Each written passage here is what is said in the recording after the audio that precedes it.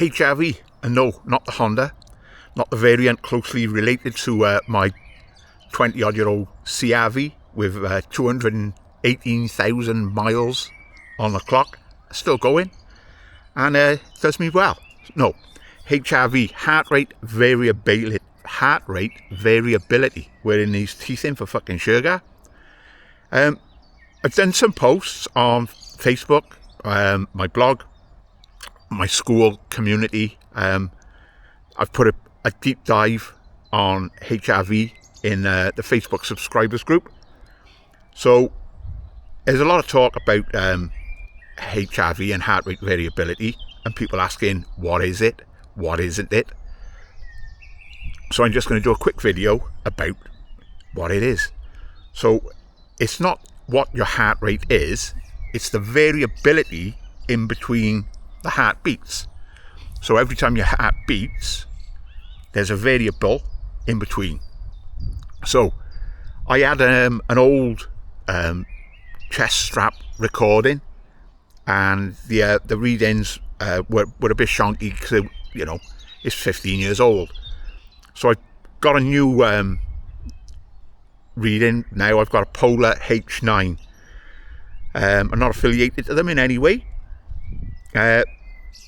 So I've been doing morning HRVs, and it tells you basically your readiness for the day, how well you are adapting. So I've done a few readings, and one variable that I've noticed that does change it drastically is food. So last Thursday I went to the street food thing in Abergavenny, and I had a mixed gyros with fries and pita bread. The next morning my reading was low.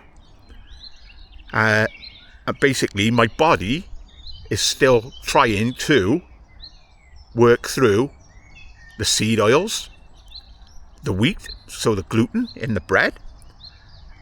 So that was a reading, and I didn't think much of it at the time. And then I'd done another reading then on Saturday, Sunday, and then this morning. So this morning I did a reading, and yesterday I was out. Went to a charity rugby match down in Newport for a very, very good friend who passed away 10 years ago, took his own life. So it was a charity rugby match. So I had a Guinness Zero before the game. Got home, had another Guinness Zero, and I had chips that were in beef dripping in a part-baked baguette. Lo and behold, this morning's reading tanked again. So it shows that your fuel has a marked input on it. So I've created posts about how alcohol affects your HRV, how ultra-processed foods affect your HRV, heart rate variability, not your heart rate. So my reading in general is good, but there's one aspect of it that after eating shit, it goes down. Yesterday I didn't come in the water either, so I didn't have my dip. I had a cold shower in the morning, but they don't have the same effect on me as this cold water. Yes, the river is still cold, it's under 10 degrees. Mother Nature hasn't got the memo that it's been nice weather recently. Last night we had some rain, so obviously the rain come down off the mountain. The river's up just a touch, not much. And now, end of bank holiday Monday, the sun's come out. So rather than sitting in the fucking flat writing, I jumped in the old CRV and come down the river. So, and when I go home now, tonight, I've got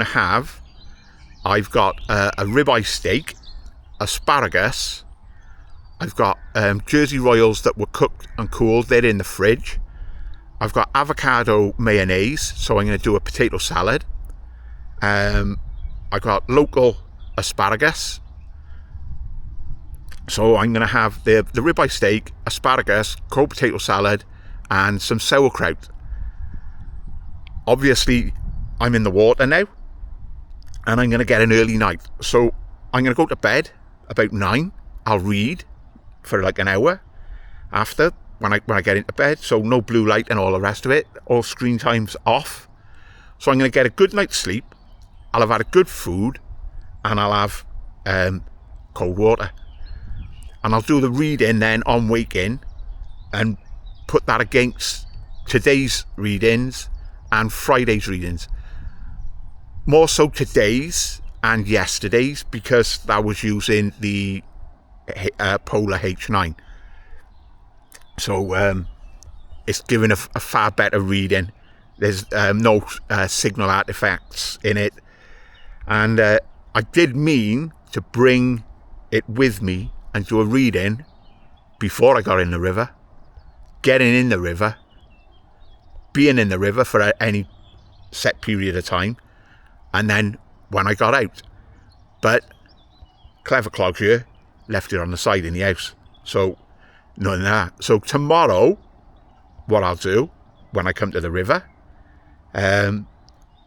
whether that's first thing in the morning or in the afternoon like now today, so I'll bring it with me and do those readings, and I'll put the post up about them, and I'll do try and do a live, but I don't get the signal here, so I doubt whether I'll be able to do a live, but I'll do a video of doing my breath work before I get in, entering the river, coming into the river, controlling my breathing as I'm coming into the river, and then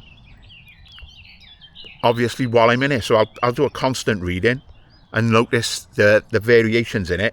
Obviously when I get in, my heart rate's going to go, oh, what the fuck are you doing? And go through the roof.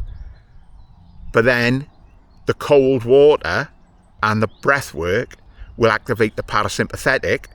So we'll see a variation with the sympathetic, which is your fight or flight, and your parasympathetic, which is your rest, restore, fuel. So cold water is a known marker on parasympathetic. It actively lowers. I have put the figures and all in a post. I'm getting bombarded by mayflies and bugs and shit. So that is heart rate variability. It's the gaps between your heart rate. So the higher the better, and then obviously the lower the worse. So my HRV is around about the 50s, mid 50s, which for my age, etc., is good. The other readings that I said about with the food and all the rest of it, this morning they were low, and I was like, oh fucking hell, what have I done? And then I done all the analytics and everything on it, being a geek, and looked at the correlation between shit food, not really shit food, but seed oils and wheat, both known inflammation, both causes of that issue. So we'll look at tomorrow's and we'll measure it against the baseline, and we'll see how that goes. So that's that. HRV, heart rate variability. If you want to read more about it, over on the Facebook, in the group on Facebook, there's a post about it. In the subscribers group, there's a deep dive which has got a 3,000 word PDF. It's got a slide presentation and a video. In the school community, where the classroom with 15 modules that goes deep into the full system reset, in there is a I think it's a 43 slide presentation on what HRV is, and specifically in midlife. And by midlife, a big part of my demographic are in between the 35 to 64. So obviously what I'm creating and what I'm doing is hitting with people in their 30s, you know, and a lot of it I say it's over 40, and I've had people messaging me saying, does this count if I'm 35, 36? Yeah, 100%. I wish that I knew then what I know now. I put a post up at lunchtime about my time in the army. A photo come up in my memories from 1991, that long ago. I know, look at me. How could I be in the army in 1991? And about how we were the fittest, most highly functional pissheads that there was. End of story. British soldiers of that era, drinking was what we did. Do a BFT, pissed out your head, just take 2 proof in and off you fucking go. Come back off an exercise, get rat-assed. And that didn't matter where and whatnot. And when I was on the main battle tanks, I had a very good commander who now lives out in Australia, and the ammunition rack on a Challenger tank perfectly holds a litre bottle of Baileys. Cushioned, going across country, totally safe. So I'd be in the driver's seat, and due to certain circumstances, there was just me and Pete on a wagon, and Pete would say, do you want coffee? And I'd lean back, and down it'd come in a big insulated mug, like an half-litre thermal thing, would be Bailey's coffee. And I use coffee loosely. And I'd be driving a fucking 68-ton, 70-ton main battle tank around Salisbury Plain while drinking Bailey's coffee. If you didn't drink, you were considered the strange one. You were the weird one. And that's gone through all my life, really. But now I don't give 0 fucks what people say. In a fuck it bucket. And now people just accept, it's fucking pig, you don't drink. End of. This is what I do. Cold water. Be that in it or drinking it. Anyway, I digress. And I've gone off on a tangent to bring it back. So if you want to know more about HRV, pop over to the Facebook group. Join that. It's private. Everything that goes in there stays there. People have asked, can my friends see what I post? Only if they're in the group themselves. And if they're in the group themselves, they're in the same position as you. And the school community, that's growing as well.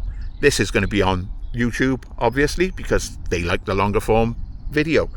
And they like the authenticity, the rawness that I seem to be putting out. So, take care, look after yourselves, like, subscribe, come back for more.